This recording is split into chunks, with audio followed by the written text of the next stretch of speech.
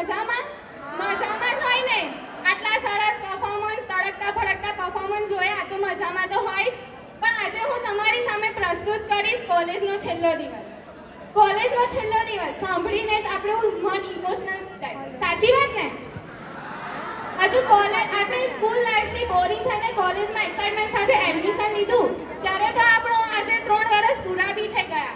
આપણા મચ્છર સરની I card પહેરવાની સ્ટ્રીક વોર્નિંગ, પ્રિન્સિપલ સરની નિયમિતતા અને આપણા ફ્રેન્ડ સાથેની ઘણી બધી મસ્તી સાથે 3 વર્ષ ક્યારે પૂરા થઈ ગયા ખબર જ ના પડી. અલા આ બધામાં તો સ્નેપસ્ટિક અને ઇન્સ્ટા સ્ટોરીને તો ભૂલી જ ગઈ. એને કેમનું ભૂલાય? જાણે એ તો આપણી સંસ્કૃતિ છે. જેમ સ્કૂલની શરૂઆત પ્રેયરથી થાય ને એમ આપણા કોલેજમાં તો શરૂઆત એ સ્નેપસ્ટિક અને ઇન્સ્ટા સ્ટોરીથી થાય છે. સાચી વાત ને? સાચી વાત. આપણી તો શરૂઆત સ્નેપ સ્ટોરી અને ઇન્સ્ટાથી જ થાય છે. અને કેમ્પસમાં ઘણી બાજુ કંઈક અલગ જ સીન ચાલતા હોય છે. બરાબર? મને લાગતું હતું કે જોડીઓ ઉપરથી બનીને આવે છે, પણ કોલેજમાં આવીને ખબર પડી કે જોડીઓ તો ઉપર ખાલી નક્કી થાય છે. એ લોકોનો સંપર્ક તો કોલેજના કેમ્પસમાં થાય છે.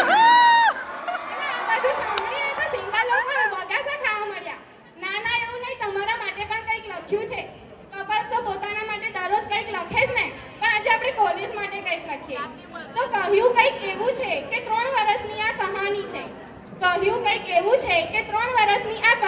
છે. દોસ્તોની યાદો થઈ રહી પુરાની છે.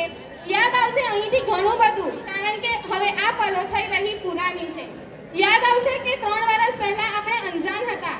યાદ આવશે કે બીજી જ પલે આપણે દોસ્તાર હતા. યાદ આવશે કે ઘણું બધું આપણે છોડ્યું હતું. યાદ આવશે કે ઘણું બધું આપણે લીધું હતું. અસ્તુ.